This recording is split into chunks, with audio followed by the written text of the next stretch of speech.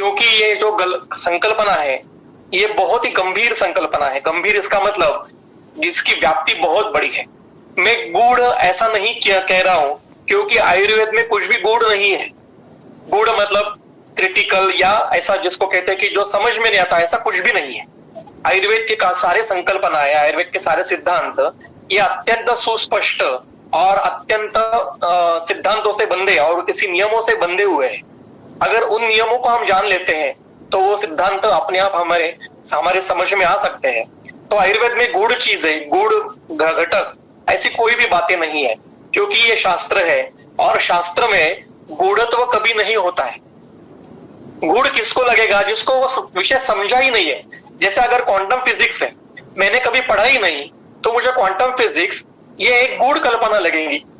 पर जब मैं उसका थोरोली अध्ययन करूंगा, जब मैं उसको जाके डिटेल में अध्ययन करूंगा, तो क्वांटम फिजिक्स ये मुझे बहुत आसान लगेगा और मैं उसके ऊपर मास्टरी कर पाऊंगा। कितने सारे लोग ऐसे इस प्रकार से कई कई शास्त्रों में अध्ययन करते हैं। तो जहां जहां उसको शास्त्र कहा जाता है, तो शास्त्र में कभी भी कोई गूढ़ कल्पना नहीं होती है। इसलिए मैं पहले ही ये मेरे तरफ से ये स्पष्ट करना चाहूंगा कि आयुर्वेद में कुछ भी गूढ़ नहीं है। अगर वो गूढ़ लग रहा है, गूढ़ का अर्थ कुछ समझ में नहीं आ रहा है या एग्जैक्टली उन्होंने डिटेल में लिखा नहीं है, ऐसा लग रहा है, तो इसका अर्थ है कि हमें समझ में नहीं आ रहा है। ये हमारी गलती है, ये शास्त्र की गलती कतई नहीं हो सकती। तो आज हम वात संकल्पना देखेंगे। ये मेरी एक ओल्ड पीपीटी है जिसके दोनों ये विषय इकट्ठे किए थे, उसमें से सिर्फ हम वात संकल्पना ये जो विषय है वही हम देखेंगे।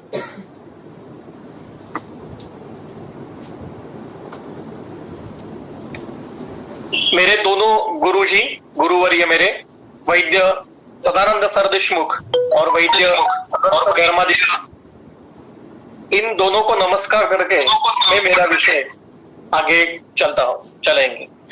तो आज जो हम ऊहन करने वाले हैं, उस ऊहन के क्या क्या विषय है, तो उसमें से दोष स्वरूप और वात स्वरूप, प्रकोप, वात प्रकोप और वात व्याधि ये ऑलरेडी हो चुके हैं। तो अगर समय की हमें समय मिलेगा तो हम एक सिर्फ रिओरिएंटेशन देखेंगे, उसके ऊपर डिटेल में नहीं जाएंगे। आज हम ज्यादा जो चर्चा करने वाले हैं वो दोष स्वरूप और वात स्वरूप क्या है इसके ऊपर। तो दोष क्या है? दोष की अगर व्याख्या किसी को भी पूछी जाए, कोई भी विद्यार्थी को या फिर किसी भी वैद्य को, तो वो झट से बता देगा कि दूषयन्ति इति दोषः। पर ये व्याख्या नहीं है, क्योंकि व्याख्या और निरुक्ति इसमें फर्क होता है। दूषयन्ति इति दोषः ये इसकी निरुक्ति है। निरुक्ति का अर्थ है उस पद का व्याकरणात्मक जो वर्णन होता है उसको निरुक्ति कहते हैं। जैसे वा गति गंधनयोः वायु, ये वायु की निरुक्ति हो गई, पर ये वायु की व्याख्या नहीं है। इसी प्रकार से दूषयन्ति इति दोषः ये इसकी व्याख्या नहीं है, ये इसकी निरुक्ति है। तो क्या व्याख्या कहीं पे है? हमारे ग्रंथकारों की ये एक पद्धति है कि जितने सारे मूल विषय है, जैसे अग्नि है, वायु है, प्राण है, दोष है, धातु है, मल है, जिनके भाषा में आयुर्वेद बोलता है या वर्णन करता है, उनकी एक जगह पे ऐसी व्याख्या नहीं वर्णन की है। ये पद्धति है, क्योंकि करने की जरूरत नहीं होती थी, क्योंकि जो लोग आयुर्वेद पढ़ने के लिए आते थे वो प्रथमतः दर्शन शास्त्र, तंत्र युक्ति, व्याकरण ये सारा पढ़ के ये आते थे। वेदाध्ययन करके फिर उपवेद का अध्ययन करने के लिए आयुर्वेद में आते थे। आज वो परंपरा खंडित हो गई है। आज हम फिजिक्स और केमिस्ट्री और मैथमेटिक्स और बायोलॉजी पढ़ के हम आयुर्वेद के लिए आते हैं। किसी को संस्कृत का ज्ञान नहीं रहता है, किसी को दर्शन शास्त्र का ज्ञान नहीं रहता है, किसी को व्याकरण का ज्ञान नहीं है, और वेदों का अध्ययन तो दूर की बात है, बहुत ही रेयरली बात है। तो ये सारी जो चीजें हैं ये आज हमारी मतलब छूट गई है हमसे, और इसी के कारण दर्शन शास्त्रों का, व्याकरणों का और वेदों का या वेदांग जो है, उन वेदांगों का जो अध्ययन है वो नहीं होने से हमें आयुर्वेद बहुत क्लिष्ट लगता है, या ऐसा लगता है कि इसमें से जो वर्णन किया है वो स्पष्ट पद्धति से समझ में नहीं आ रहा है। पर ऐसी बात नहीं है। अगर आप दर्शनों का अध्ययन करोगे, अगर संस्कृत व्याकरण का अध्ययन करोगे, क्योंकि जिस भाषा में वर्णन किया है उस भाषा का अगर अध्ययन नहीं किया तो क्या फायदा क्या है?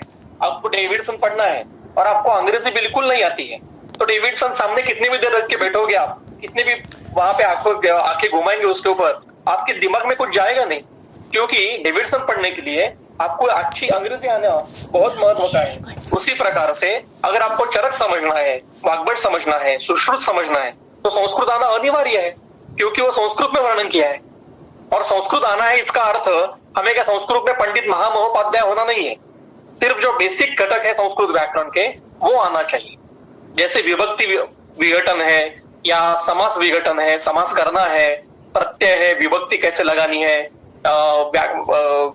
कारक जो प्रकरण है, ऐसे जो घटक जो बेसिक है इनका अध्ययन करना चाहिए और कुछ अव्यय और प्रत्ययों का अध्ययन होना चाहिए। अगर वो नहीं होगा तो फिर कुछ समझने वाला नहीं है। फिर देयर आर 3 फॉल्ट्स इन दोषा, ऐसा ट्रांसलेशन सबको आपको पढ़ने के लिए मिलेगा। आयुर्वेद में 3 दोष है, इसका अगर ट्रांसलेशन मैंने किया कि there are 3 faults in Ayurveda, तो ये सही होगा क्या? शब्दशः तो सही है पर अभिप्रेतार्थशः गलत है। इसी प्रकार से ये जो आयुर्वेद की पद्धति है ग्रंथ लिखने की, ये पद्धति समझनी चाहिए और मेरा ये प्रयास रहेगा कि इस विषय के अनुषंग से ये पद्धति भी हम समझने की कोशिश करेंगे। तो दूषयन्ति इति दोषः, ये इसकी निरुक्ति वर्णन की है। धारणात् धातवः ये निरुक्ति है, मलिनीकरणात् मलः ये निरुक्ति है, व्याख्या नहीं है। तो व्याख्या समझने के लिए हमें दोषों के सारे जो लक्षण है, सारे जितने क्राइटेरिया ग्रंथ में यहां तहां वर्णन किए गए हैं उनको इकट्ठा करना पड़ेगा और फिर इकट्ठा करके उसकी व्याख्या करनी पड़ेगी, क्योंकि ग्रंथ का वर्णन करने की जो पद्धति है वो तंत्रोक्तियों के आधार पे की है, अधिकरणों से की है। और अगर आज हमें एक विषय का अध्ययन करना है तो समुचित ग्रंथों से उनके सारे संदर्भ इकट्ठा करके फिर उस विषय में संगति लगा के हमें उसका अध्ययन करना पड़ता है। इस तंत्रोक्ति को कहते हैं ऊहन तंत्रोक्ति या ऊह्य तंत्रोक्ति। तो व्याख्या के लिए हमें दोषों के क्राइटेरिया पहले देखने पड़ेंगे, क्योंकि ये क्यों बता रहा हूं मैं, क्योंकि वायु ये दोष है ना, तो अगर वो दोष है तो दोषों के सारे क्राइटेरिया उसको लगने चाहिए। तो वायु समझने के लिए हमें पहले दोषों के क्राइटेरिया क्या है वो समझने चाहिए। आपके सामने दूसरा सूत्र है विकारो धातु वैषम्यम, चरक संहिता के सूत्र के 9वें अध्याय में है। विकारो धातु वैषम्यम ऐसा चरक कहते हैं और वाग्भट कहते हैं रोगस्सु दोष वैषम्यम। तो एक किसी सेमिनार में मैं गया था एज अ श्रोता के भूमिका में मैं वहां था और झगड़ा चल रहा था कि चरक कहते हैं धातु वैषम्यम और वाग्भट कहते हैं दोष वैषम्यम। तो किसी ने कहा कि चरक ये धातुगामित्व का विचार करते हैं और वाग्भट ये दोषगामित्व का विचार करते हैं। मुझे लगता है कि मूर्खों का सम्मेलन सब चल रहा है, ऐसा नहीं है, क्योंकि हमें टीका पढ़नी चाहिए। जहां जहां पे कहीं पे क्लिष्टता आती है, समझ में नहीं आता है, तो हमें टीकाकार मदद करते हैं। तो विकारो धातु वैषम्यम की टीका क्या है, इसका शब्दार्थ क्या है कि धातुओं में वैषम्य आना, इसको विकार कहते हैं। तो वाग्भट में दोष वैषम्य क्यों कहा, यह भी आपको अभी थोड़ी देर में आपके सामने आ जाएगा। तो चक्रपाणी की टीका है धातवो इति वातादयः रसादयः तथा रज प्रवृत्तादयः च। धातु शब्द से कौन कौन अभिप्रेत है? घटक 3 वात पित्त श्लेष्मा, रसादि 7 घटक, रसते शुक्र और रज प्रवृत्ति मतलब उपधातु सारे, रज आर्तव स्तन्य आदि जो उपधातु है उन सभी को हम धातु शब्द से संबोधित करते हैं। धारणात् धातवः इसका अर्थ है जो घटक प्राकृतावस्था में शरीर का धारण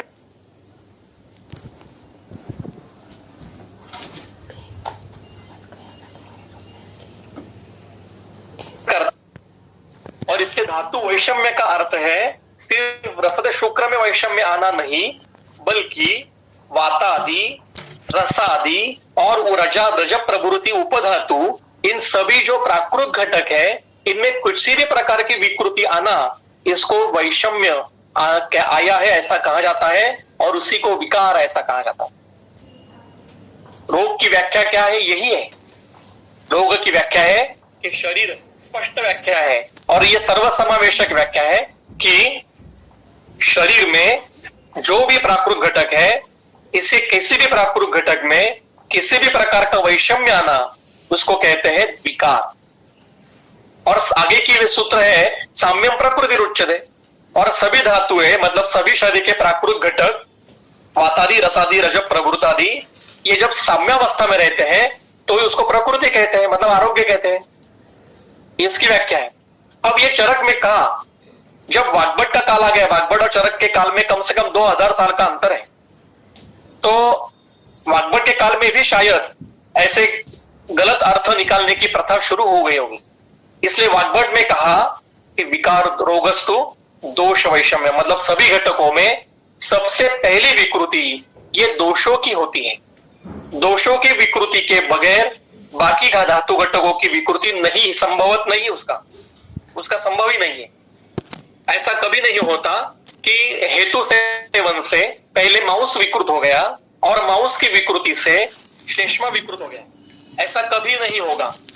किसी भी हेतु से निज हो या आगंतु हो, उनकी विकृति से प्रथमतः वात, पित्त या श्लेष्मा या दो या तीनों दोष विकृत होंगे, अपनी प्राकृत अवस्था में विकृत होंगे, और फिर उनकी विकृति के कारण बाकी के धातु घटकों में विकृति क्रमशः आएगी। यही पद्धति होती। इसलिए वाग्भट को कहना पड़ा इस रोगस दोष वैषम्यम, चरक और वाग्भट में एक भी जगह पे वैधर्म्य नहीं है। अगर वैधर्म्य लग रहा है तो वो हमारी गलती है। इसलिए यहां पे दोष का पहला क्राइटेरिया क्या मिला हमें? दोष ये प्राकृत अवस्था में शरीर धारण का कार्य करते हैं, धातु है ये। आप कहोगे कि आप खींचतानी करके अर्थ निकाल रहे हैं, ऐसा कैसे हो सकता है? चक्रपाणी का अर्थ आपने गलत लगाया, ऐसा आप कह सकते हो। तो एक जगह चक्रपाणी गलत हो सकते हैं। दूसरा संदर्भ देखिए नीचे, सूत्रस्थान के 26वें अध्याय में देह धातु प्रत्यनिक भूतानि द्रव्याणि देह धातु भी विरोधम आपद्यन्ते, और इसकी टीका में लिखते हैं देह धातु नाम इति रसादीनाम वातादीनाम च प्रकृति स्थानम। च में बाकी के घटक भी आ गए, अनुक्त घटक भी आ गए। जो ये समुच्चय के लिए आता है, तंत्रयुक्ति है। और प्रकृति स्थानम रसादीनाम वातादीनाम, उसको धातु कहते हैं। जो प्रकृतिस्थ वातादि है, जो प्रकृतिस्थ रसादि है, उनको धातु कहा जाता है। तो दोषों का पहला क्राइटेरिया है कि दोष ये प्राकृत अवस्था में धारण का कार्य करते हैं, ये प्राकृत अवस्था में उसको धातु कहा जाता है। तो ग्रंथ में जहां जहां आपको धातु शब्द आएगा तो वहां पे टीकाकार की टीका पढ़िए, उन्होंने लिखा होगा कि अधिकरण से यहाँ पे किसका अर्थ लेना है, सभी प्राकृत घटकों का अर्थ लेना है या किसी विशेष धातु का अर्थ लेना है।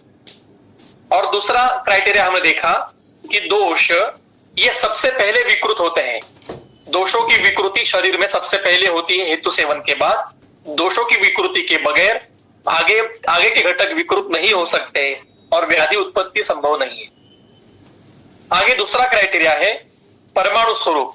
दोष ये परमाणु स्वरूप है। शरीर अवयवाहतु परमाणु भेदेन अपरिसंख्या भवन्ति, यावंता पुरुषे मूर्तिमंतो भाव विशेषः तावंत एव अस्मिन् स्वसंप्रकार विशेषः। शरीर में जितने मूर्तिमंत भाव विशेष है उनके अपने अपने स्रोतस है। इसका उल्टा अर्थ क्या है? इस वाक्य को लगाएंगे तंत्रयुक्ति विपर्य है कि जितने मूर्तिमंत भाव विशेष है उनके उनके उनके स्रोतस है। इसका विपर्य क्या है? जिनके स्रोतस है वर्णन की हुए है वो परमाणु स्वरूप है, वो मूर्तिमंत है।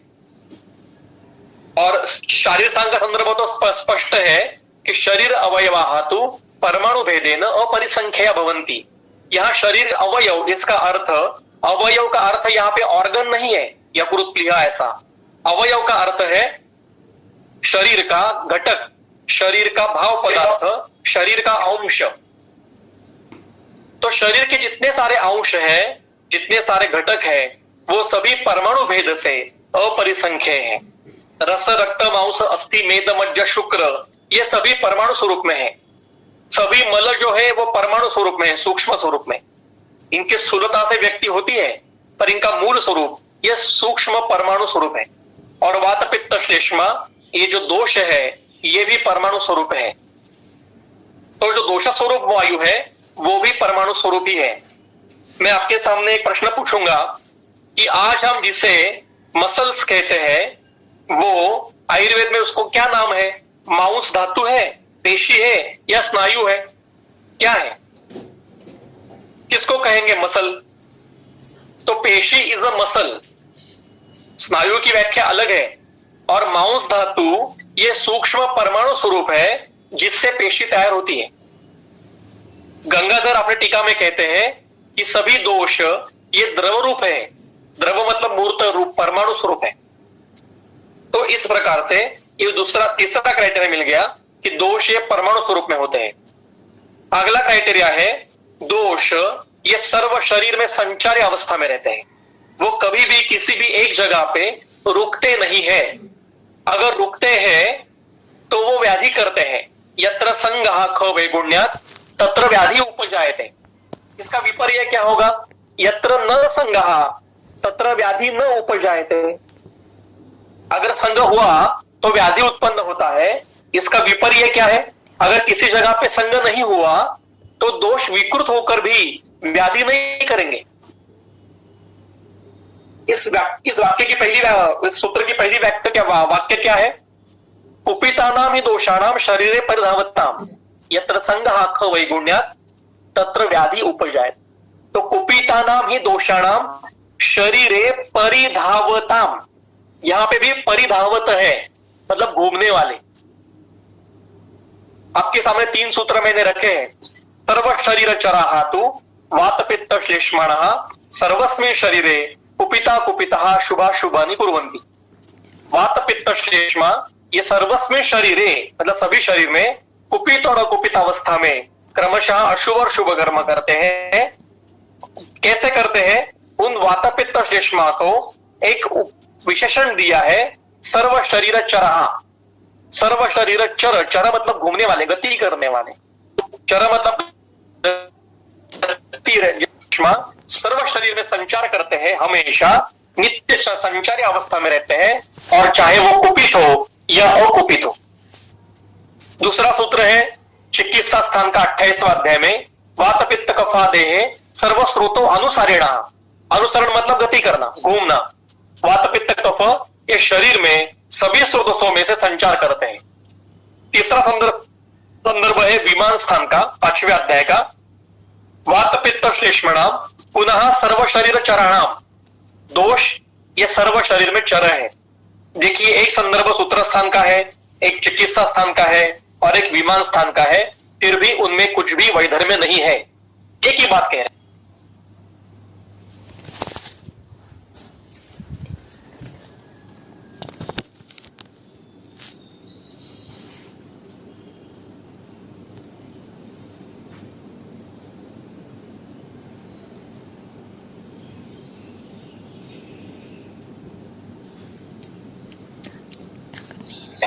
ये भी संचारी अवस्था में होता है।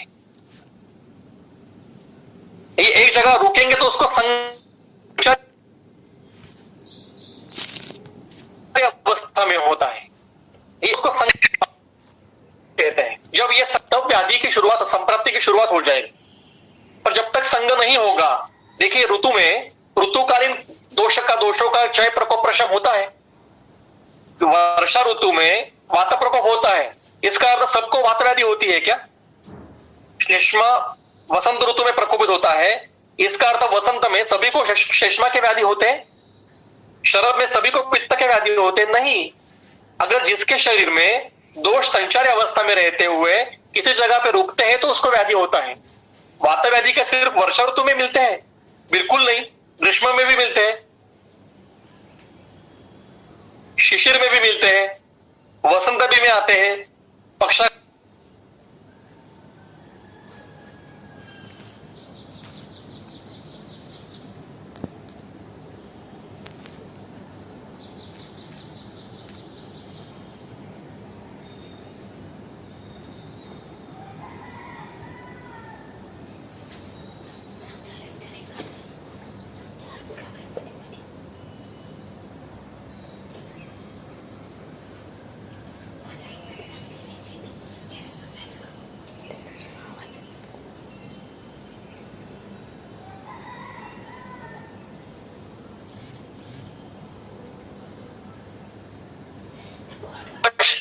संग होता है तो वहां पे व्याधि की शुरुआत हो जाती है। एक सूत्र सबको आपका पता है, ज्ञाने न रस धातु ही विक्षेपोचित कर्मणा युगपत सर्वतो जस्त्रम देहे विक्षिप्यते सदा। सभी को सूत्र पता है। ये सूत्र मेरे शायद यहाँ पे टाइप करना भूल गया हूं मैं, पर सूत्र आपको सबको पता है। व्याने न रस धातु ही विक्षेपोचित कर्मणा, व्यान की गति से रस धातु अपना उचित कर्म करने के लिए सर्व शरीर में विक्षेपित होता है। उचित कर्म का अर्थ है प्राकृत कर्म, मतलब यह अधिकरण किसका है? प्राकृत रस धातु का है। यहां पे विकृत रस धातु का वर्णन नहीं है, प्राकृत रस धातु का वर्णन है। युगपत सर्वतो अजस्रम देहे विक्षिप्य सदा, ये युगपत संचार करता है, एक काल में करता है।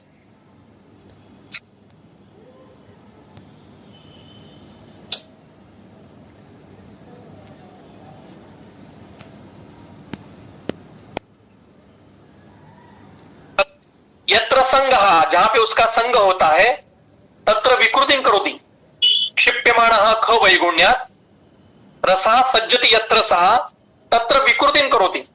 कैसे? ख वर्षमिव तोयदः, जैसे आकाश में बादल घूमते हैं, जहां पे उसका संग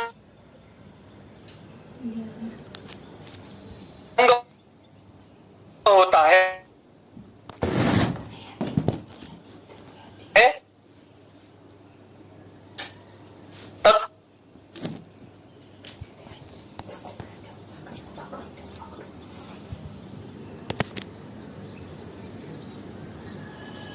विकृतिं करोति।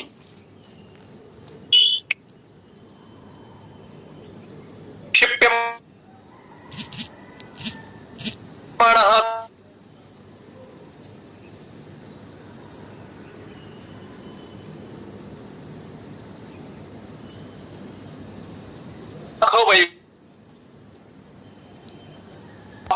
अस्वातंत्र्यात् विकारकारित्वं भवति, मतलब जो क्षेप्य है, गुल्मत्व आता है, वो किसी जगह पे है, उसको वातगुल कहते हैं। अभी व्याधि होती है, बाद में गुल्मत्व आता है। पढ़िए 5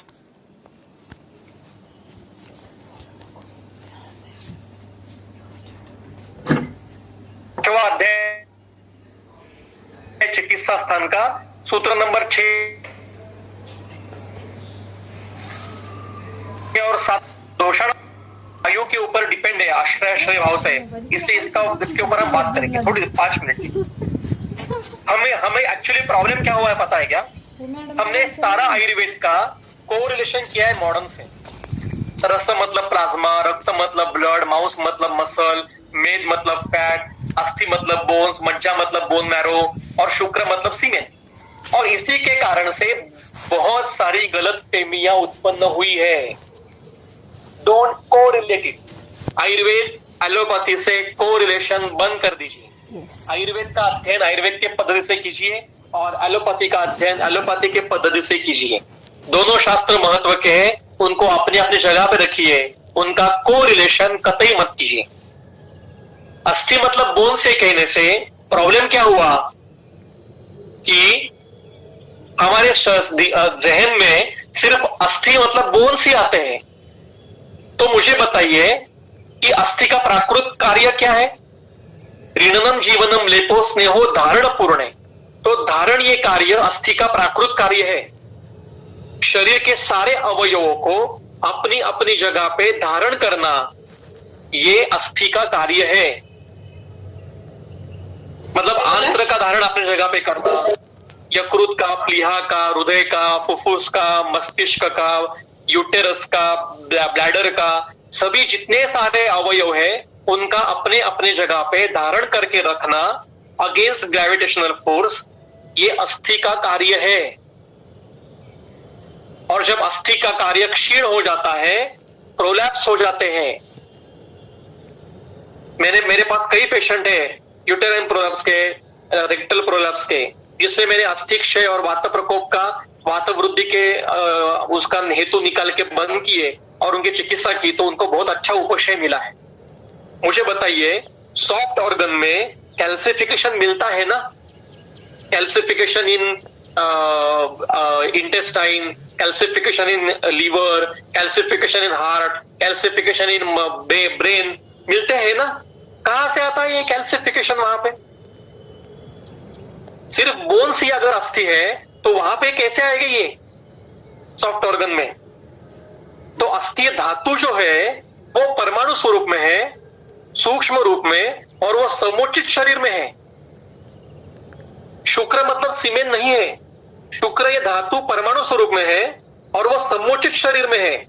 आरबीसी 120 डेज के बाद डेढ़ होता है और उसकी जगह पे नया आरबीसी आता है। ये कार्य शुक्र का है। नवनिर्मित ये कार्य शुक्र का है।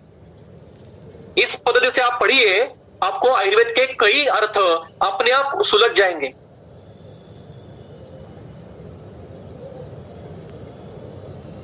देखिए, पढ़िए, विचार कीजिए इस प्रकार से। शायद मैं गलत भी हो सकता हूं। मेरे पास में मुझे एक कब से समझ में आ गया, एक केस आ गई मेरे पास। कैल्सिफिकेशन इन प्रोस्टेटिक यूरेथ्रा, ऐसा पेशेंट था। उसके एमआरआई में और सोनोग्राफी में कैल्सिफिकेशन इन प्रोस्टेटिक यूरेथ्रा ऐसा था, और एलोपैथी के सारे लोगों ने कहा था कि ये सर्जिकल कंडीशन है, इसको सर्जरी करके निकाल देना चाहिए। उनको दूसरा कुछ आता नहीं है, बस ये हो गया निकाल दीजिए, वो हो गया निकाल दीजिए, जानू बदल दीजिए, ब्लैडर बदल दीजिए, आंत्र का पार्ट करके ट्रीटमेंट करके आप मोटापा कम कर दे, बस दूसरा कुछ काटना, उसको बाकी कुछ नहीं। और उसमें पेशेंट में लक्षण क्या था? जब उसको शुक्र का वेग आता था तो वो शुक्र शरीर से बाहर निकलना चाहिए तो वो उल्टा जाता था ब्लैडर में, और उसको अत्यंत तीव्र दाह होता था। ये बहुत स्पेसिफिक लक्षण था उसका।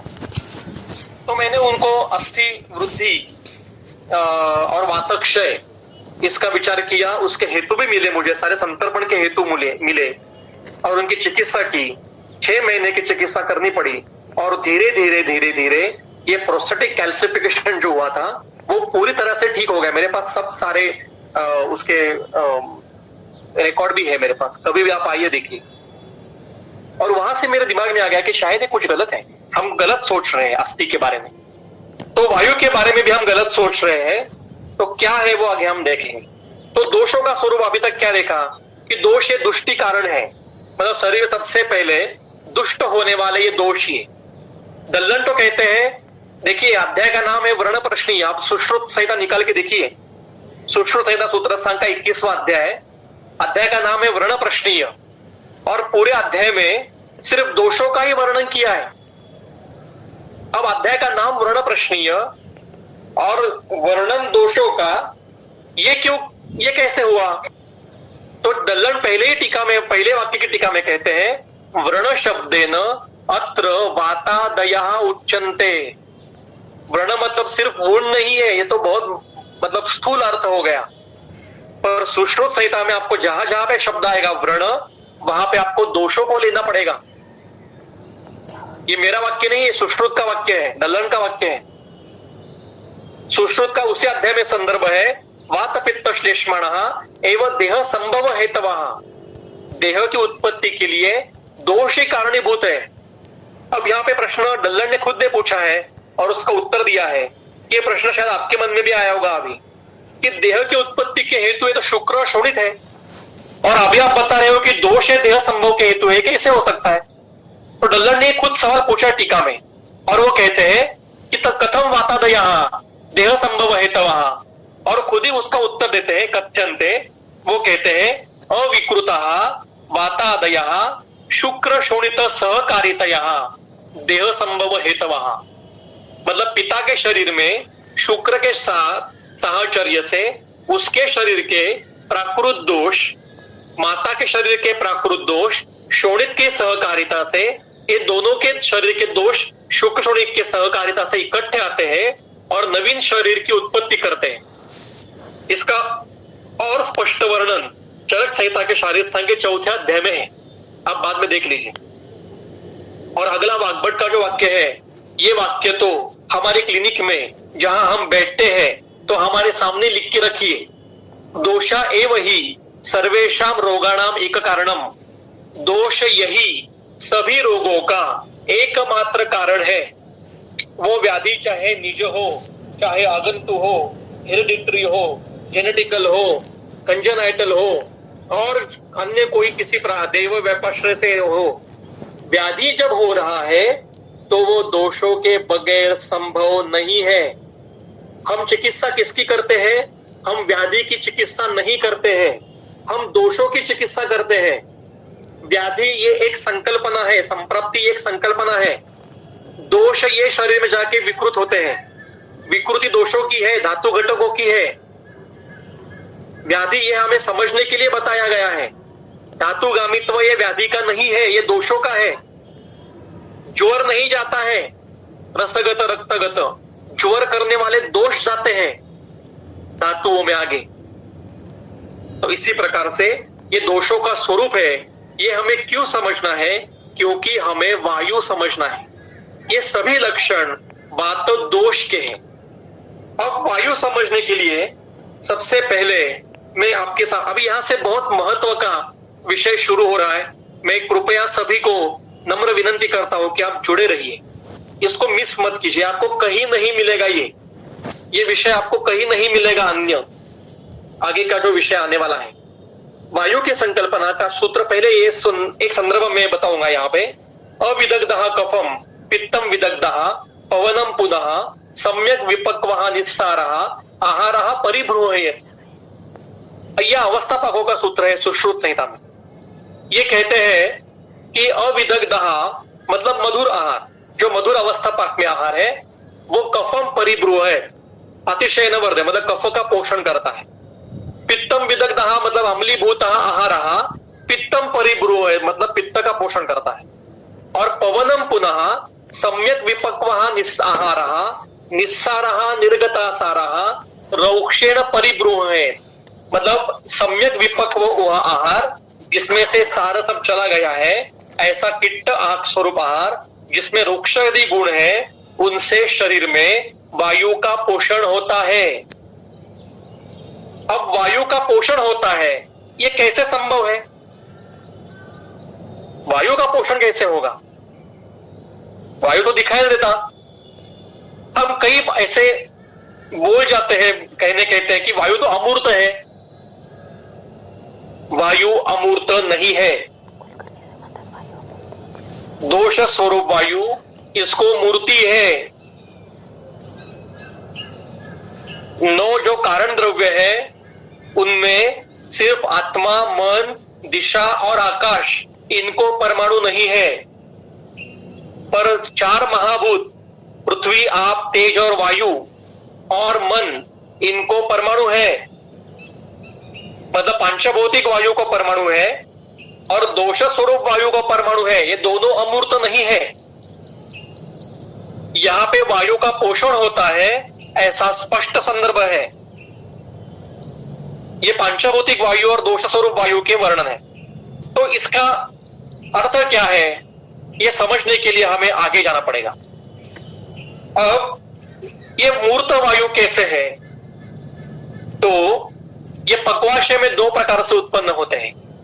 हमने जो आहार सेवन करते हैं, ये आहार पांचभौतिक होता है, उसमें पांचभौतिक वायु होता है और पांचभौतिक आहार के सेवन से शरीर में उनका विघटन होने के बाद शरीर में कटु अवस्था पाक में रुक्षादि गुणों से युक्त ऐसा वायु उत्पन्न होता है कटु अवस्था पाक में। और ये पांचभौतिक वायु है, ये दोष स्वरूप वायु, इसको दोषत्व नहीं आया है अभी तक। ये पांचभौतिक वायु है, ये आधमान आदि आटोपादि क्रिया करता है। दूसरा उसकी अगली अवस्था है कि कटु अवस्था पाक में ये जो पांचभौतिक आहार उत्पन्न होगा, पांचभौतिक वायु उत्पन्न होगा, ये आगे जाके वायवीय, पार्थिव और आकाशीय ऐसे महाभूतों के आधिक्य से होने वाला ये वायु महाभूत दोष उत्पन्न हो जाएगा। वायु महाभूत से वात दोष उत्पन्न हो जाएगा जो सर्व शरीर में शरीर घटकों को रुक्षादि गुण देगा। ये उत्साह, श्वास, निश्वास, चेष्टा, वेग, प्रवर्तन ये कर्म करेगा। ये पांचभौतिक वायु है जो कटु अवस्था पाक में निर्माण होता है और उसके बाद में दोष स्वरूप वायु निर्माण होता है। ये दो प्रकार के वायु, ये शरीर में उत्पन्न होने वाले मूर्त वायु है, इनको मूर्ति है, परमाणु है इनके। अब तीसरा जो मूर्त वायु है वो त्वचा का सृष्टि से सबसे ज्यादा संपर्क होता है। लोक और पुरुष में त्वचा बीच में बॉर्डर लाइन है, मतलब हमारे शरीर का सृष्टि से सबसे ज्यादा संपर्क में आने वाला अवयव कौन सा है? वो त्वचा है। इसलिए यहां पे बाहर, सृष्टि के बाहर जो वायु है पांचभौतिक रुक्ष लघु गुण का, उसका परिणाम ये त्वचा के ऊपर होता है। इसलिए त्वचा ये वायु का एक स्थान बताया है। ये सृष्टि का जो पांचभौतिक वायु है इसका शरीर के ऊपर कार्य होता है। इस प्रकार से शरीर अवयव त्वचा जो है वो रुक्षादि गुण से युक्त होती है। अब तो वही वायु श्वास और प्रश्वास से परमाणु स्वरूप में जो है वो शरीर के अंदर जाता है, शरीर के चलन वलन के लिए, शरीर के अनुवर्तन के लिए, शरीर के प्रीणन के लिए ये वायु आवश्यक है। इसको हम ऑक्सीजन कहते हैं, जो शरीर में आवश्यक है। बाकी के भी वायु शरीर के लिए आवश्यक है, उनका पर ऑक्सीजन सबसे महत्व का है। इसको भी हम प्राणवायु कहते हैं। ये प्राणवायु जिसको अंबर पीयूष कहते हैं, व्यवहार में प्राणवायु कहते हैं इसको, व्यवहार मतलब लोकों में कहते हैं, आयुर्वेद में इसको अंबर पीयूष कहा गया है। ये प्राणवायु और वायु के जो 5 आत्मरूप है, प्राणो दानो व्यान समान, ये 2 अलग अलग घटक हैं। तो ये भी शरीर से बाहर का सृष्टि में जो पंचभौतिक वायु है ये शरीर के अनुवर्तन के लिए आवश्यक है। ये 5 मिनट के ज्यादा अगर ये वायु हमें प्राप्त नहीं होगा तो हमारी मृत्यु हो सकती है। मतलब इसको भी प्राण कहा है। बाहर के, शरीर के बाहर जो सृष्टि में पंचभौतिक वायु है उसको भी प्राण कहा है। प्राण मतलब प्रीणन के लिए आवश्यक है, जो अनुवर्तन करता है। यह भी पंचभौतिक वायु है। इसका सूत्र हमने पढ़ा है, पीतवा चांबर पीयूषम पुनरायाति वेगता वगैरह कंठात भैरव निर्याति पातुम विष्णुपदामृतम, ये सूत्र हमने पढ़ा है। श्वसन के कार्य का सूत्र सुश्रुत में है, ये शारंदर में भी है। तो ये 3 प्रकार की मूर्त वायु, एक आहार से पंचभौतिक वायु कटु अवस्था में निर्माण होता है। इसके बाद में दोषों की उत्पत्ति होती है, वायु वात दोष की उत्पत्ति होती है। ये दोनों मूर्त है। और सृष्टि में जो मूर्त वायु है वो शरीर पे त्वचा के ऊपर भी कार्य करता है और श्वास प्रश्वास में जाके, रेस्पिरेटरी सिस्टम में जाके प्रीणन का कार्य करता है। ये शरीर में संपूर्ण अवयवों को प्राप्त होता है। ये पंचभौतिक बाह्य सृष्टिस्थ वायु, ये अनुवर्तन के लिए हर सेल को उसकी आवश्यकता है। और फिर उसका कार्य होने के बाद उच्छ्वास से ये बाहर निकाला जाता है। ये मूर्त वायु है। अब मेरा सवाल है कि पित्तम पंगु कफ पंगु पंगवो मन धातवः वायुना यत्र नियंते तत्र वर्षन्ति मेघवत्। पित्त पंगु है, कफ पंगु है, धातु मल ये पंगु है, इन सभी को संचारित रखने वाला ये वायु है। अब मेरा सवाल है कि गति, इतरों को गति देने वाला वायु है, पर वायु में को गति देने वाला कौन है?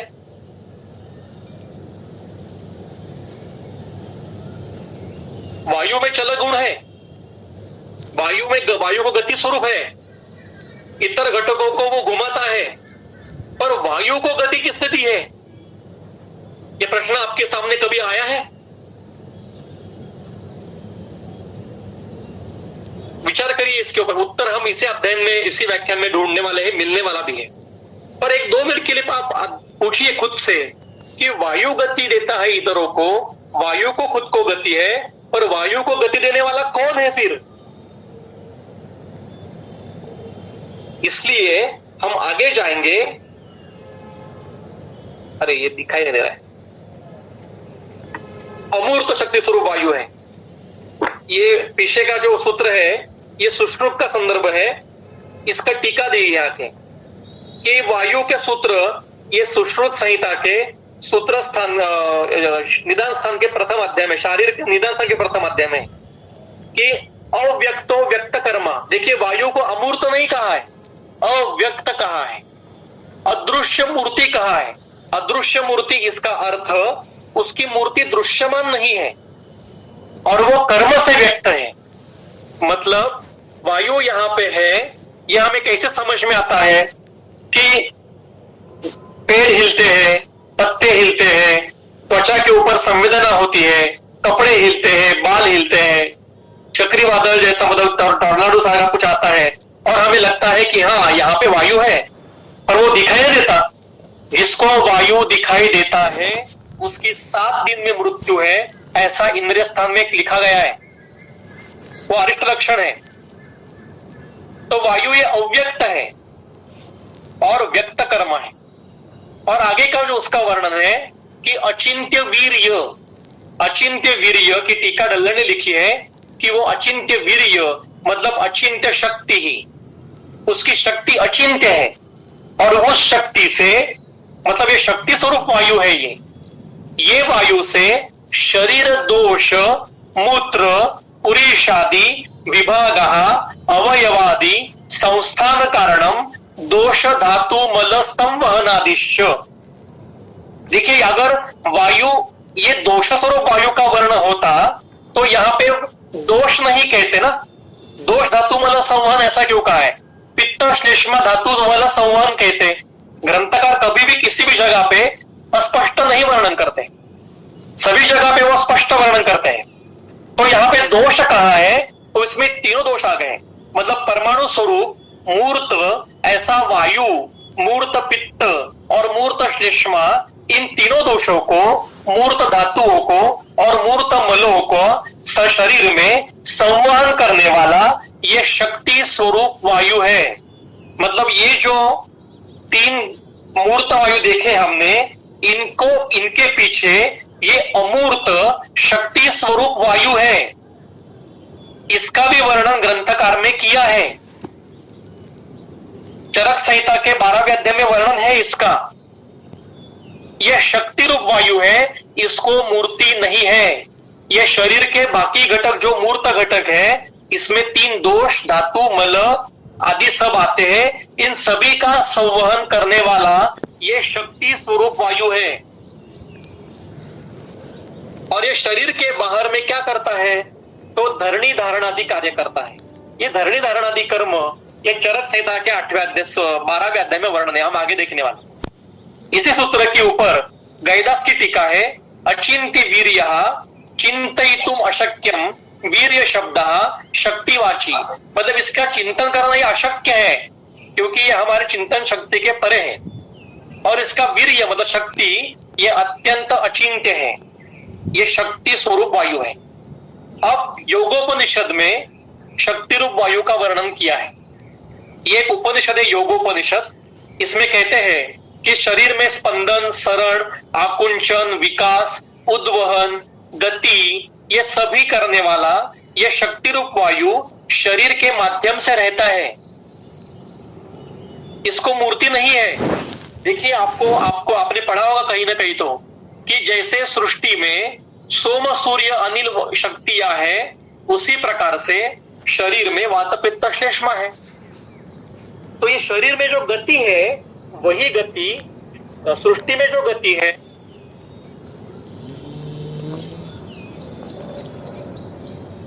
में भी है, क्योंकि लोक और पुरुष साम्य सिद्धांत है। तो ये शिरस्थ सहस्त्रार मस्तुलुंग में सूक्ष्माति सूक्ष्म 72,000 नाड़ियां जो है, इनके स्रोतों आधार से यह वायु रहता है।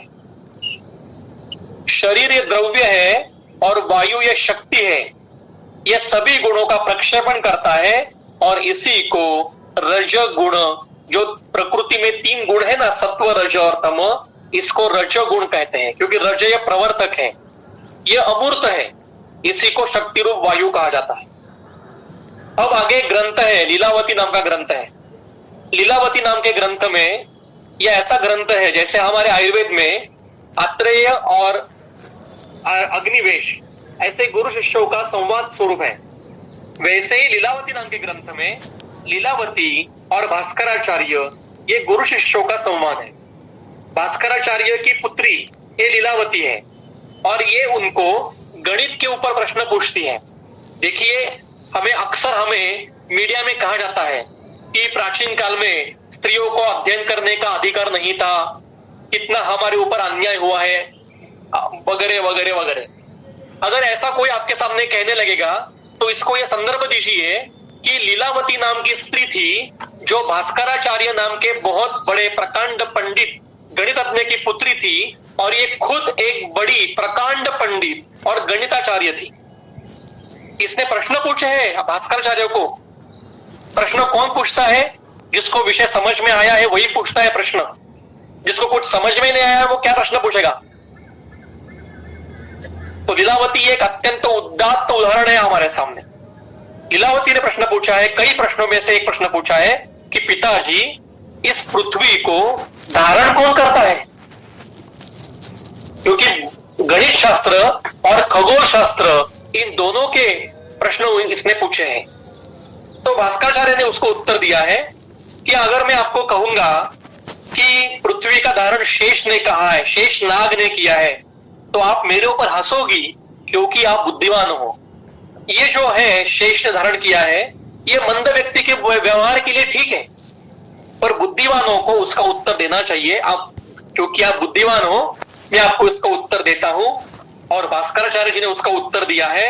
वो कहते हैं सभी सृष्टि में जो ग्रह है ये परस्पर को आकर्षित करके धारण करते हैं और इस सृष्टि में संचार करते हैं। मतलब शरीर, इस सृष्टि में सूर्य, चंद्र, पृथ्वी, मंगल, गुरु, शनि, प्लूटो, नेपच्यून, यूरेनस, शुक्र, ये सारे जो कुछ सूर्यमाला में ग्रह है और सूर्यमाला के परे जो तारका है, ये सभी एक दूसरे को अपने गुरुत्वाकर्षण से आकर्षित करके रखती है और फिर कक्षाओं में घुमाती है। और आगे कहते हैं कि अगर ये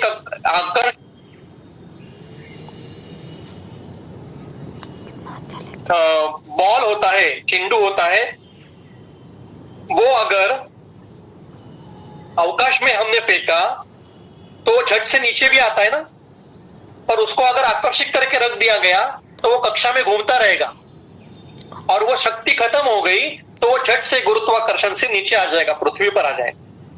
इसी प्रकार से यही वर्णन चरक संहिता के सूत्र स्थान के 12वें अध्याय में 8वें सूत्र में है। चरक कहते हैं, सूत्र आगे दिया है मैंने, मैं सिर्फ अभी यहां बता देता हूं। चरक कहते हैं आदित्य चंद्र नक्षत्र ग्रह गणानाम संतान गति विधानम। आदित्य मतलब सूर्य, आदित्य चंद्र नक्षत्र ग्रह गण, गण मतलब समूह, इनके समूहों को संतान गति विधान, अपने अपनी कक्षा में रखने वाला कौन है? ये वायु है। ये शक्ति को वायु कहा है। आगे है एक और ग्रंथ है, भोजदेव के कृत एक ग्रंथ है, राजा भोज ने ग्रंथ लिखा है। ग्रंथ का नाम है समरांगण सूत्रधार। ये युद्ध शास्त्र के ऊपर ग्रंथ है। इस समरांगण सूत्रधार में कई 80 प्रकार के विमानों का वर्णन किया है और अभी इसरो इसके ऊपर कार्य कर रहा है। इसमें एक सूत्र है, वो कहते हैं कि इस सृष्टि में 7 स्तर है और वो स्तर, हर एक स्तर में एक एक वायु है, शक्ति है मतलब, और उसमें क्या क्या रहता है। तो 7 प्रकार के वायु है। आगे की आखिरी लाइन जो लाल रंग में लिखी है वो पढ़िए, प्रदक्षिणम अमी सप्त मरुतो भ्रमयंती अमुन। वो कहते हैं वह प्रवह, उद्वह, संवह, आवह, परिवह और परावह, ऐसे 7 प्रकार के वायु है और इन वायु में कई अलग अलग प्रकार के घटक घूमते रहते हैं। तो हम पृथ्वी जो ग्रह में आती है, हम आवह नाम के, शक्ति स्वरूप वायु के आकर्षण क्षेत्र में आते हैं। यह वर्णन इस ग्रंथ में है। इसी ग्रंथ में आगे और एक संदर्भ है कि सभी यंत्रों का, यंत्र का वर्णन करते समय उन्होंने यंत्र में जो गति उत्पन्न होती है, ये गति 2 प्रकार की उत्पन्न होती है, ऐसा दिया है। वो कहते हैं स्वयं वाहकम एकम स्यात् सकृत प्रेर्यम तथा अपरम। अन्यदत अंतरितम बाह्यम बाह्यम अन्यत तो अधूरतः। और आगे कहते हैं एका स्वीया गति चित्रे बाह्ये अन्य वाहकाश्रितः अर्घट्टाश्रिते कीटे दृश्यते द्वयम अपयतः। वो कहते हैं कि हर यंत्र में दो प्रकार की गति होती है, एक प्रेरक गति होती है जिसको प्रेरणा की जरूरत होती है, और एक सकृत गति होती है जिसको स्वयं वाहक मतलब ऑटोमेटिक ऐसा कहा जाता है। मतलब मैंने लैपटॉप ओपन किया और मैंने स्टार्ट का बटन दबाया तो मैंने प्रेरक गति दी। स्टार्ट का बटन जैसे मैंने दबाया मेरे लैपटॉप के जो अंदर सिस्टम बैठी गई है ऑटोमेटिक जो सिस्टम है वो अपने आप चलेगी और एक एक विंडो खुलती जाएगी। लैपटॉप का बटन दबाने के बाद मुझे अंदर जाके फिर से सभी जो वहां पे अंदर जो मशीन है उसको हर एक जगह पे बटन दबाना नहीं पड़ता है मुझे। मैंने फैन का बटन दबाया तो प्रेरक गति दी और उस बटन दबाने से फैन अपने आप चलने लगा है क्योंकि वो ऑटोमेटिक करके रखा है। इसी पद्धति से चरक और सुश्रुत में कहा है कि जब शरीर का निर्माण होता है तो उस शरीर की निर्मित के समय शरीर के सभी धातु घटकों को एक अपनी गति देके रखी है, सकृत गति देके रखी है। स्वयं वाहक मतलब रस अपनी गति से ही घूमेगा, रक्त अपनी गति से अपने मार्ग में ही घूमेगा, मांस अपनी गति से अपने मार्ग में ही घूमेगा। यह स्वयं वाहक है और हम आहार और विहार से इसको प्रेरक गति देते रहते हैं। इसलिए आहार विहार रोज करना यह आवश्यक है। ये वायु का, इससे हमें आगे के स्वयं वाहक ये वायु का कार्य है। अब और एक उपनिषद है प्रश्नोपनिषद और इसके ऊपर शंकर भाष्य है। तो इस उपनिषद में सूत्र है वो आपके सामने रखा है। पृथ्व्याम या देवता सा ऐशा मनुष्यस्य अपानम अवष्टभ्य अंतरात। प्रश्नोपनिषद में प्रश्नोपनिषद ये पिप्पलाद महर्षि ने लिखा है और इसमें 6 प्रश्नों का प्रश्न पूछे गए 6 ऋषियों ने और पिप्पलाद ऋषि ने इसके उत्तर दिए हैं।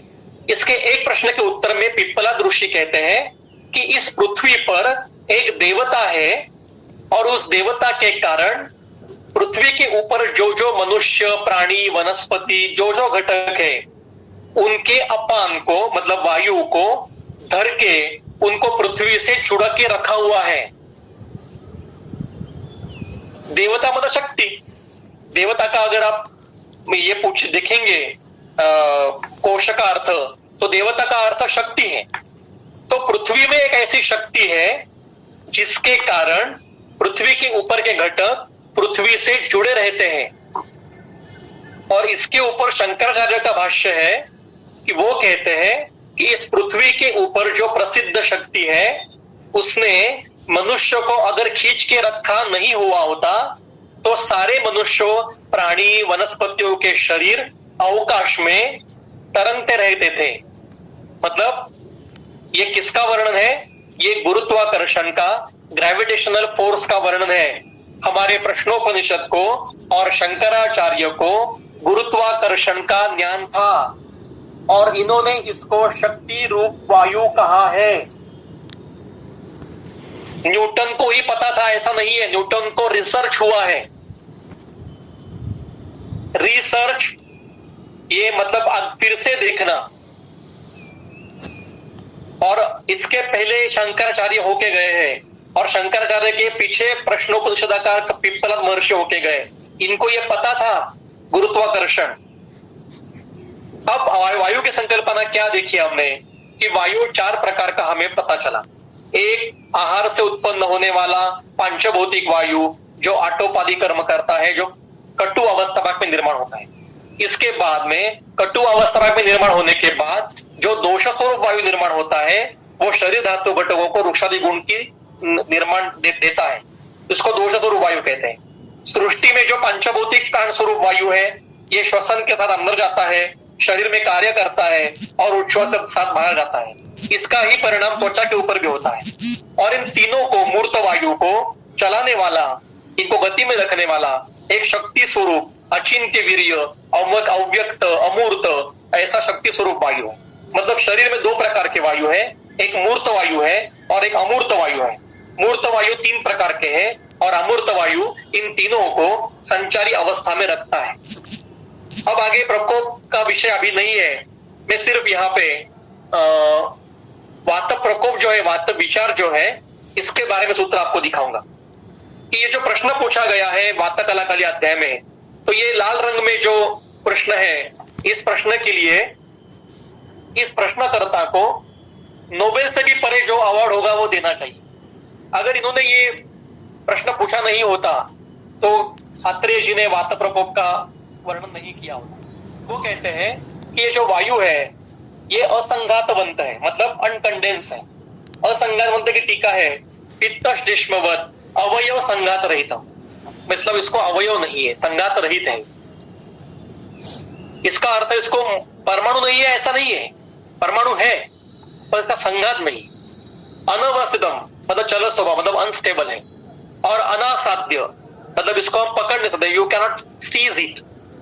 ये चलत्व और अनिबिड़ अवयवत्व न, इसको हम पकड़ नहीं सकते। तो ऐसा जो पकड़ में नहीं आता, जिसका प्रमाण नहीं। मैंने अगर आपको कहा कि देखो मेरे हाथ में एक बॉटल है और इसमें 1 किलो वायु है, तो आप मुझे पागल समझोगे। मैंने आपको कहा कि आप जिस रूम में बैठे हो वहां 1000 किलो वायु है, तो आप मुझे पागल समझोगे। मतलब इसको प्रमाणित नहीं कर सकते हम, इसका प्रमाण नहीं कर सकते, इसको पकड़ नहीं सकते, इसको देख नहीं सकते, इसके अवयव संघात नहीं है, ये चल स्वभावी है। ऐसे वायु को वृंताक जैसा, चढ़क जैसा, पकड़ने वाला, दिखाई देने वाला, स्थिर स्वभावी और प्रमाण कर सकते हैं ऐसा द्रव्य प्रकोपित कैसे करता है। और तैल जैसा मूर्त, दिखाई देने वाला, प्रमाणित करने के योग्य ऐसा तैल जैसा द्रव्य इसको प्रशमित कैसे करता है, ये हमें बताइए। ये प्रश्न पूछा है 12वें अध्याय में। अरे जरा पढ़िए, चरक खोल के पढ़िए, कितना सुंदर प्रश्न है ये शायद वैद्य कुलकर्णी जी ने लिया है पहले, इसके ज्यादा भाष्य में नहीं करूंगा। ये जो प्रश्न पूछा गया है, देखिए इसका उत्तर ऐसा है कि एक वाह्यमान धातु है, ये स्रोतस है, इसमें से वाह्यमान धातु है। धातु के परमाणु कहीं पे भी बिना रुकावट के संचार कर रहे हैं।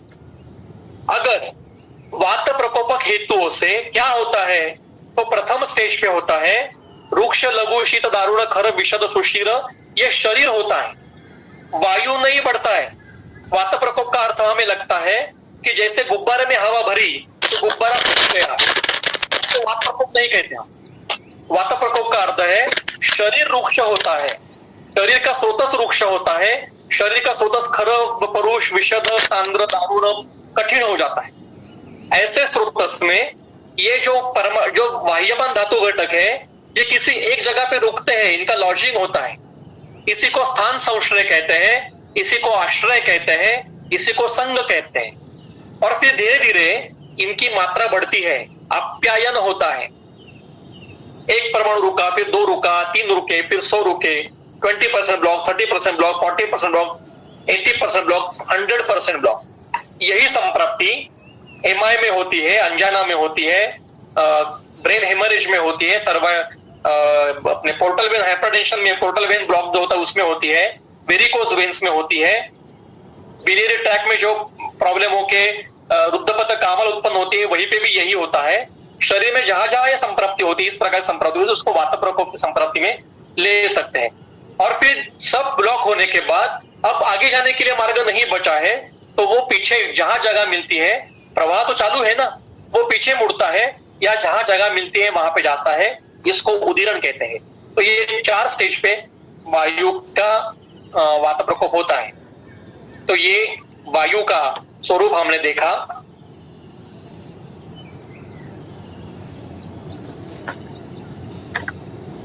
ये वायु का स्वरूप अभी तक हमने देखा और वात प्रकोप भी संक्षेप में देखा। वायु का स्वरूप मतलब शरीर में गुड़गुड़ आवाज करने वाला, कान में आवाज आने वाला, हृदय में पैल्पिटेशन होने वाला, ये वायु नहीं है, इतना ही स्वरूप नहीं है। वायु 2 प्रकार के शरीर में है, मूर्त और अमूर्त। अमूर्त वायु ये मूर्त वायु को कार्य में रखता है। मूर्त वायु 3 प्रकार के हैं। एक पांचभौतिक जो वायु है, आहार से उत्पन्न होने वाला, कटु अवस्था में उत्पन्न होता है, इसके ऊपर प्रक्रिया होकर आगे जाके दोष स्वरूप वायु उत्पन्न होता है। जो शरीर में रूक्षादि गुणों का कार्य करता है, उत्साह आदि निश्वास आदि कार्य करता है। और तीसरा मूर्त वायु, जो सृष्टि का बाहर का पांचभौतिक वायु है, ये श्वसन के साथ शरीर में अंदर जाता है और कार्य करता है या त्वचा के ऊपर कार्य करता है। और सबसे महत्व का वायु समझना है, वो अमूर्त और शक्ति स्वरूप वायु है, जो इस मूर्त वायु को गति में रखता है। ये समुचित वर्णन किया है। एक विषय रह गया है, वो है प्राणोदान समान व्यान अपान आत्मा। ये वायु के 5 प्रकार नहीं है, इसको प्रकार नहीं कहा है। वहां आगे शब्द है प्राणोदान समान व्यान अपान आत्मा। ये आत्मा कैसे आया? देखिए आप सूत्र स्थान का 12वां अध्याय निकाल के देखिए। आत्मा मतलब आत्मरूप। ये आत्मन शब्द का प्रथमा विभक्ति एक वचन है। ये एक ही वायु के, एक ही दोष स्वरूप मूर्त वायु के 5 आत्मरूप है। शरीर में दोष स्वरूप वायु एक ही है। ये प्राण उदान समान व्यान अपान, ये इसी वायु के 5 अलग अलग रूप है। जैसे मैं एक व्यक्ति हूं, अभिजीत सराफ मेरा नाम है, मैं किसी का पिता हूं, किसी का पुत्र हूं, किसी का पति हूं, किसी का भाई हूं, किसी का मित्र हूं, किसी का शिष्य हूं। मेरे अलग अलग रूप है। जिसका मैं शिष्य हूं, इसके साथ में मैं मित्र जैसा व्यवहार नहीं कर पाऊंगा, और जिसका मैं पुत्र हूं, इनके साथ में मैं मेरे मित्र जैसा व्यवहार नहीं कर पाऊंगा, और जिसका मैं मित्र हूं, इनके साथ में मैं मेरे पिता जैसा व्यवहार नहीं कर पाऊंगा। ये मेरे अलग अलग भूमिकाएं हैं। जहां पे मैं जैसा हूं वहीं पे मैं उस प्रकार से रहता हूं। When you are in Rome be like a Roman. उसी प्रकार से पांचभौतिक दोष स्वरूप वायु में जब पार्थिवत्व घटकों का आधिक्य होता है वायु के परमाणु में, तब वो अपान क्षेत्र में जाके बैठता है नीचे। उसको गंध है, उसको हम अपान नाम दिया है। जिसमें आग्नेय घटक ज्यादा है, वो समान क्षेत्र में जाके काम करता है और अग्नि का प्रेरण का कार्य करता है, उसको समान नाम दिया है। जिसमें जल प्रमाण अधिक है, वो उदान का कार्य करता है। जिसमें प्राण का मतलब आकाश का ज्यादा आधिक्य है, वो प्राण क्षेत्र में जाके काम करता है। और जिसमें वायवीय तत्व अधिक है, वो व्यान का स्वरूप में कार्य करता है। ये पांचभौतिक विघटन, वायु के 5 प्रकारों का पांचभौतिक विघटन सुश्रुत संहिता ने दिया है सूत्र स्थान में। पर क्योंकि सुश्रुत कोई नहीं पढ़ता आजकल, और जो पढ़ते हैं वो केवल शारीर स्थान पढ़ते हैं, सूत्र स्थान कोई नहीं पढ़ता, इसके कारण हमने कई बहुत महत्व के सवाल मिस किए हैं। तो ये सारे संदर्भ रख के मैंने प्रयास किया है कि आपके सामने वायु की ग्रंथकारों की कल्पना क्या है, ये मैंने रखने का प्रयास किया है। इसमें जो कुछ सही है वो ग्रंथकारों का है और मेरे गुरुजनों का है, और अगर कुछ गलत कहा होगा तो वो मेरी खुद की गलती है। इतना कह के मैं मेरा व्याख्यान यहाँ पे खत्म करता हूँ। अगर किसी को कुछ प्रश्न होंगे तो आप जरूर पूछ सकते हो। धन्यवाद सर, बहुत ही उद्बोधक और ज्ञानवर्धक व्याख्यान था। कुछ 2-3 सवाल है वो ले लेते हैं। हाँ, तो एक सवाल ऐसा है कि please explain the concept of स्नायु एंड इट्स क्लिनिकल इंपॉर्टेंस। ये मेरे व्याख्यान का अभी का विषय नहीं है। आपको पढ़ना चाहिए तो स्नायु के लिए एक किताब है जिसका नाम है पारिषद्यम शारीरम। ये वैद्यनाथ प्रकाशन ने प्रकाशित किया है। इसमें करीब 90 शरीर अवयवों का सभी संदर्भों के साथ ऊहन किया है। करीब 100 लोगों ने मिलके इस किताब एक अकेले व्यक्ति ने लिखी नहीं है। उस समय के 1923 में पूरे भारतवर्ष से करीब 100 लोगों को इकट्ठा किया गया था और ये शरीर के ऊपर परिषद की गई थी, और 7-8 दिन के बाद में जो उसका निष्कर्ष हुआ था उसकी किताब बनाई गई है। उसमें आप स्नायु पढ़िए, आपके सारे जो प्रश्न है उसके उत्तर आपको अपने आप मिल जाएंगे। मैं सिर्फ इतना, स्नायु ये उप धातु है और ये सूक्ष्म मांस के उत्पन्न होता है, और शरीर में जो कुछ अलग प्रकार के पेशियां निर्माण होती है। स्नायु की व्याख्या कई ग्रंथकारों ने की है। वो मूलतः इस आपको सभी इकट्ठे एक जगह पे मिल जाएगा संदर्भ। क्योंकि ये मेरे व्याख्यान का भी विषय नहीं है, इसलिए मैं ज्यादा डेप्थ में नहीं जाऊंगा। जो व्याख्यान का विषय हुआ मेरा, इसके ऊपर अगर कुछ प्रश्न होते तो आप पूछ सकते हो। यकृत काठिण्यामध्ये यकृतात अस्थिधातू विमार्गमनचा विचार करता येईल का? जरूर कर सकते हैं। मैं तो कहता हूं होता ही है। जहां जहां पे काठिन्य होता है, काठिन्य आने के लिए कहीं से तो पार्थिवत्व आवश्यक है ना, तो उसमें हम विचार कर सकते हैं। ये अनेक संप्राप्ति में से एक संप्राप्ति हो सकती है। रसधातू व्यानवायू मार्फत शरीरात पोचतो, मग जर रसदृष्टी झाली तर शरीरातील इतर भावांची पण दृष्टी अपेक्षित आहे का? ये बिल्कुल है। इसलिए उन्होंने कहा है कि ये देखिए पूरा ग्रंथ ये उपलक्षण स्वरूप में वर्णन किया गया है। उपलक्षण मतलब उदाहरण मात्र। ये मंदानाम व्यवहार आए हैं और बुद्धानाम बुद्धि वृद्ध है, मतलब मंद व्यक्ति के व्यवहार के लिए इतना ग्रंथ ठीक है, और जो बुद्धिमान है उन्होंने उसके ऊपर विचार करके, इसका अधिकरण के साथ अभ्यास करके, तंत्रोक्तियों के साथ अभ्यास करके इसमें से और अर्थ लगाना। जैसे ये वो कहते हैं कि व्याजन रस धातु ही विक्षेपोचित कर्मणा, तो रस निकाल के वहां पे आपको बाकी घटक भी रखने हैं। मैंने ये व्याख्या में बताया कि रक्त का, मांस का, मेद का, अस्थि, मज्जा, शुक्र, मलों का और दोषों का भी इसी प्रकार से संचरण संवहन होता है और उनके कारण विकृतियां भी उत्पन्न होती है। अमूर्त वायु रज है, तो सत्व और तम का क्या रिलेशन है उससे? ये 3 गुण है और गुण मतलब शक्ति है ये, और ये तीनों गुण एक साथ में कार्य करते हैं। इसके सारे संदर्भ सुश्रुत संहिता शारीरिक स्थान अध्याय 1 और भगवत गीता अध्याय नंबर 16, 17, 18 आप पढ़िए, और आपको ज्ञानेश्वरी भी पढ़िए। इसके साथ ज्ञानेश्वरी भी बहुत पढ़ने जैसी है गुणों के लिए, त्रिगुणों के लिए। क्योंकि आज हमें ये क्यों पढ़ा नहीं जाता, क्योंकि मैंने पहले ही शुरुआत में कहा कि दर्शनों को छोड़ दिया हमने। सांख्य दर्शन अगर आपने पढ़ा कभी, मूलतः सांख्य दर्शन, तो ये प्रश्न ही मन में नहीं कभी आएगा। ये सांख्य दर्शन का अध्ययन नहीं है, इसलिए ये प्रश्न मन में आता है। तो सांख्य दर्शन पढ़िए, आपका प्रश्न अपने आप छूट जाएगा। और आपको पढ़ने के लिए किताब का नाम है सर्व दर्शन संग्रह। इसमें आपके सांख्य दर्शन के विवरण में आपको इसका उत्तर मिल जाएगा। उत्तर यही है कि ये तीनों गुण एक साथ में कार्य करते हैं और सृष्टि की निर्मिती करते हैं। और कुछ प्रश्न आहे सर, प्राकृत अवस्थेत दोष सरणशील असतात आणि प्रकोप झाला तर त्यांच्या गतीला अडथळा येतो, मग कुष्ठ संप्राप्तीमध्ये परत स्पेसिफिकली संतिष्ठमान स्थिर दोष आणि सरणशील असं का बरं सांगितलं त्यांनी? सुंदर प्रश्न है, बहुत सुंदर अच्छा प्रश्न है। इसलिए हमें प्रकोप का अर्थ समझना है। पहले प्रकोप का अर्थ सिर्फ रुकना यही नहीं, प्रकोप का अर्थ देखना है आपको। तो मैं पीछे पीपीटी में जाऊंगा।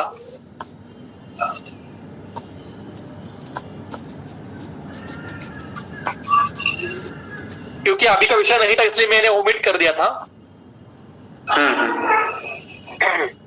आपको पता है कोपस उन्मार्गामिता, सभी को पता है, और उसकी टीका है उन्मार्गामिता इति स्वस्थानम त्यक्त्वा दोषस्य मार्गांतरगमनम।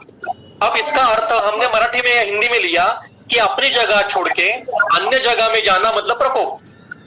अगर ऐसा करने के बाद अर्थ क्या होता है, पक्वाशय, कटी, शक्ति, श्रोत्र, अस्थि, स्पर्शन इंद्रियम, ये छोड़ के वायु जब अन्य स्थान में जाएगा तब इसको प्रकोप कहेंगे।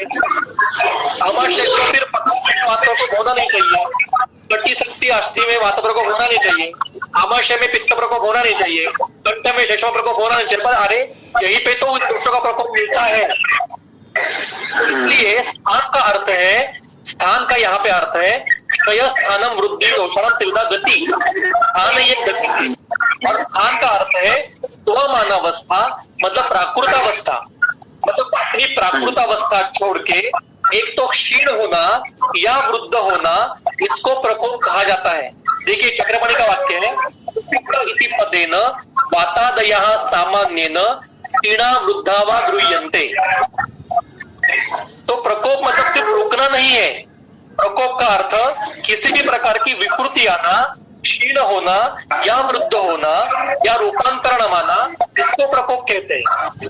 तो कुष्ठ संपत्ति में क्या होता है कि कुष्ठ में पहले हेतु सेवन से दोषों का प्रकोप होता है। मतलब क्या होता है कि एक तो कोई क्षीण होगा या वृद्ध होगा, ऐसा नहीं कि तीनों वृद्ध ही होंगे।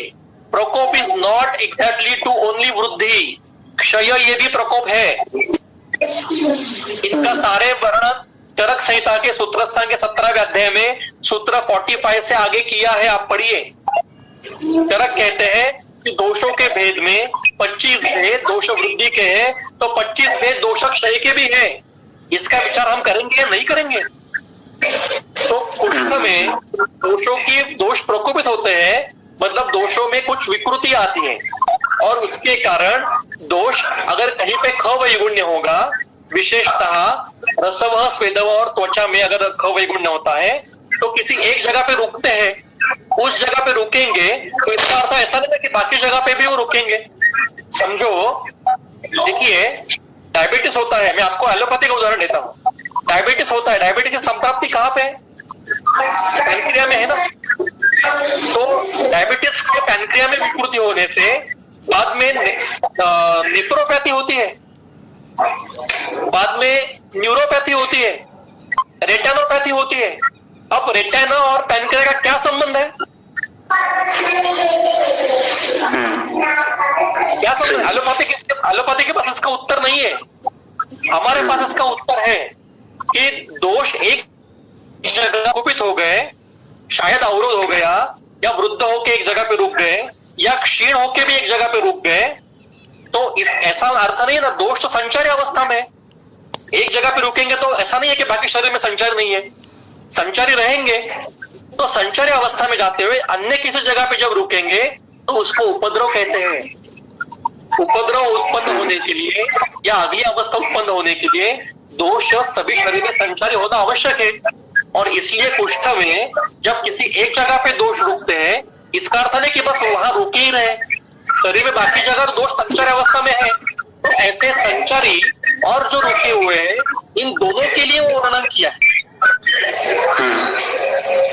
ठीक। एक स्रोतस दुष्ट होने के बाद वो प्रत्यासन्न दूसरे स्रोतस भी दुष्ट होने लगते हैं। दोष तो ऑलरेडी प्रकोपित है, उनकी गति को जहां पे अवरोध होगा तो वहां वो खवैगुण्य के मिलके वो व्याधि वहां पे स्थान संश्रय करेंगे और व्याधि की निर्मिति करेंगे। तो दोष स्थिर होने के लिए दूसरे स्रोतों में वो कैसे पहुंच जाते हैं, अगर दोष स्थिर है कुष्ठ के संप्राप्ति में या फिर अन्य संप्राप्ति में? इसलिए मैं आपको उदाहरण बताता हूं। समझो मेरा घर और मेरा क्लिनिक, यह घर यहाँ पे है और सीधे रास्ते से 5 किलोमीटर पे मेरा क्लिनिक है, और मैं रोज मेरे घर से निकलते गाड़ी के ऊपर क्लिनिक में जाता हूं। सिटी में मेरा क्लिनिक है। अब समझो बीच के रास्ते में एक गाड़ी उल्टी हो गई है और रोड ब्लॉक है, तो मैं क्या करूंगा? एक तो मैं वहां पे रुक जाऊंगा जब तक कि वो गाड़ी ठीक करके रास्ता खुलने जाता है, मैं वहीं पे रुकूंगा और रास्ता खुलने के बाद मैं आगे चला जाऊंगा। पर मुझे इतना समय नहीं है क्योंकि मैं गतिशील हूं, मुझे जाना है कहीं पे, तो मैं क्या करूंगा? बाजू से जो कोई गली होगी उसमें से आगे चला जाऊंगा। एक तो राइट साइड से जाऊंगा या लेफ्ट से जाऊंगा, या शायद मैं गाड़ी मेरी जो है वहां पे पार्क करके पैदल आगे छलांग लगा के चला जाऊंगा, या फिर कुछ भी नहीं हुआ तो मैं उल्टा आके मेरे घर पे रहूंगा। इस सभी को बीमार गमन कहते हैं।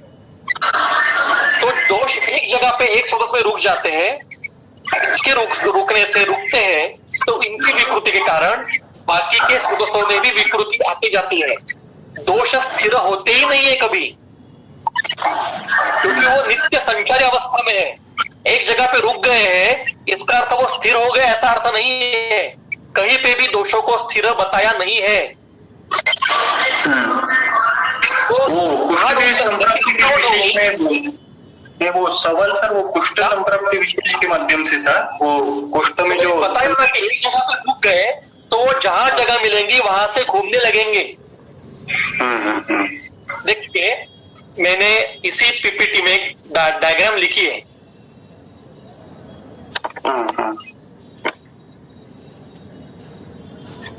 अगर यहाँ पे रुक गए दोष, देखो उदीरण लिखा है, वहां पे रुक गए तो जहां जगह मिलेगी वहां से उल्टा घूमेंगे, या राइट में जाएंगे या लेफ्ट में जाएंगे, जो अंजाना में होता है। मेरे पास में एक अभी पेशेंट है जिसको पोर्टल वेन टोटली ब्लॉक कर गई है। मतलब 9-10 इयर्स का लड़का है, उसकी पोर्टल वेन टोटल ब्लॉक है। नेचुरली क्या हुआ है, उस पोर्टल वेन के साथ में एक छोटी वेन और रहती है, स्टेनिक वेन, वो बड़ी हो गई। और वहां से उसका रक्त संवहन शुरू हो गया। पेशेंट इज नाउ असिम्टोमेटिक, उसको कुछ ट्रीटमेंट करने की मतलब एलोपैथी के जरिए से कुछ जरूरत नहीं है, पर हमने चिकित्सा शुरू कर दी है, संतर्पण की चिकित्सा शुरू कर दी कि संतर्पण कम कर दिया जाए और उसका ब्लॉक कम कर दिया जाए। तो एक जगह पे रुक गए तो वो संचारी रहेंगे, स्थिर नहीं रहेंगे, स्थिर रहेंगे तो वो फट जाएगी, स्रोतस फट जाएगा, वो घूमता रहता है। जैसे नदी में हमने डैम बांध कर दिया, डैम कर दिया, तो क्या होता है, पानी तो चल रहा है ना पीछे से, तो पानी कहाँ जाता है, पानी वाटर जहां जगह मिलती है वहां फैल जाता है, और इसलिए डैम से भी पानी थोड़ी देर बाद छोड़ना पड़ता है, तो डैम टूट जाएगा, एक मिनट जाएगा प्रेशर। ठीक है, मतलब am I able to answer the question? Yes. ज्ञान का रसधातु विक्षेपण ये कार्य कटु अवस्था पाक के बाद दिखता है क्या, और इस रसधातु विक्षेपण कर्म में पांचभौतिक वायु का योगदान क्या है? ये बहुत गोलमाल सवाल है, फिर भी मैं उत्तर देता हूं कि अवस्था पाकों के बाद ही दोषों का परमाणुओं की निर्मित होती है। मतलब मधुर अवस्था पाक है, मधुर अवस्था पाक का अर्थ है पार्थिव और आप्य का अवस्था पाक। यहाँ आहार मीठा नहीं होता है, अम्ल अवस्था पाक में आहार खट्टा नहीं होता है। अम्ल अवस्था पाक ये मतलब आग्नेय और पार्थिव महाभूतों का विघटन, और कटु अवस्था पाक मतलब आग्नेय और वायव्य महाभूतों के विघटन। और इसके तिक्त, कषाय और लवण अवस्था पाक नहीं है, क्योंकि रसों के अवस्था पाक नहीं है, ये महाभूतों के अवस्था पाक। आहार के सेवन करने के बाद प्रथमतः पार्थिव और आप्यों का विघटन होता है, फिर आग्नेय और पार्थिव का विघटन होता है, और बाद में शेष बचे आग्नेय और वायव्य का विघटन होता है। ये अवस्था पाकों के बाद में दोषों का परमाणुओं की निर्मित होती है, और वो दोष सर्व शरीर में संचारी अवस्था में रहते हैं, और यही इसी को आहार रस कहते हैं। ये सभी घूमते हुए हर एक सोदस में जाते हैं, और वहां पे अगर रसव सोदस है तो रसों को जिस परमाणुओं की घटक की जरूरत है वो लेता है, और वहां पे जो तेज महाभूत है जिसको हम रसाग्नि कहेंगे, वो उनके ऊपर प्रक्रिया करके रस के परमाणुओं की निर्मित करता है, और इसी के बाद में उसका संवहन होता है। तो ये तो बट नेचुरल है कि संवहन होने के लिए रस के परमाणुओं की निर्मित होना आवश्यक है, और परमाणुओं की निर्मित के लिए पहले अवस्था पाक होना आवश्यक है, और अवस्था पाक होने के लिए पहले आहार का सेवन करना आवश्यक है। तो ये अत्यंत सामान्य उत्तर है इसका कि अवस्था पाकों के बाद ही धातुओं का परिणमन होगा ना। धातु का परिणमन होगा कैसे, ये अवस्था पाकों के बाद ही होगा। और दूसरा सवाल जो मैंने पूछा है कि इसमें पंचभौतिक वायु का क्या कार्य है। देखिए, पंचभौतिक वायु मैंने एक्सप्लेन किया है कि पंचभौतिक जो वायु कटु अवस्था पाक में निर्माण होता है, उसका कार्य शरीर में वृक्षादि गुणों की निर्मित करना, वृक्षादि गुणों का कार्य करना, और चलाने के लिए वही कार्य रहता है। यही इसका ही उत्कटावस्था ये व्यान में है। व्यान ये वायु का प्रकार नहीं है, ये उसी वायु का आत्मस्वरूप है। ये मैंने बताया, इस वायु में वायवीय महाभूतों का आधिक्य रहता है, उसको हम व्यान, ये नामकरण हमें समझने के लिए किया गया है। देखिए, कुत्ते को ये पता है क्या कि उसको कुत्ता कहते हैं, हाथी को ये पता है क्या कि उसको हाथी कहते हैं। ये नामकरण हमने दिए हैं उनको कि ऐसे ऐसे प्राणी को कुत्ता कहिए, ऐसे ऐसे प्राणी को हाथी कहिए। ये शास्त्र की निर्मिति और इन घटकों को नामकरण जो है ये हमारे समझने के लिए ग्रंथकारों ने किया है। वो व्यान वायु है, मतलब वो पंचभूति की वायु है ना, तो वही कार्य करेगा।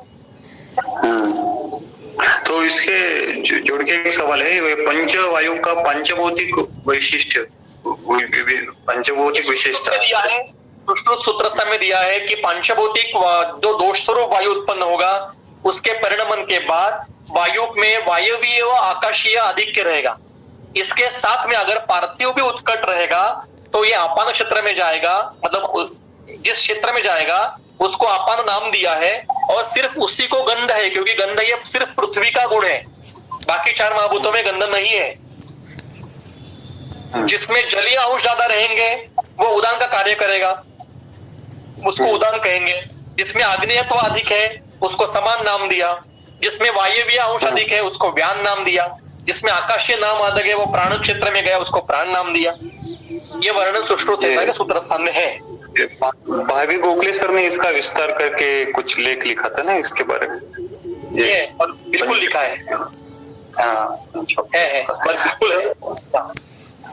संघ और स्थान संश्रय एक ही है या उनमें अलग विविध फर्क है? संघ और स्थान एक ही संश्रय पर्याय एक ही है।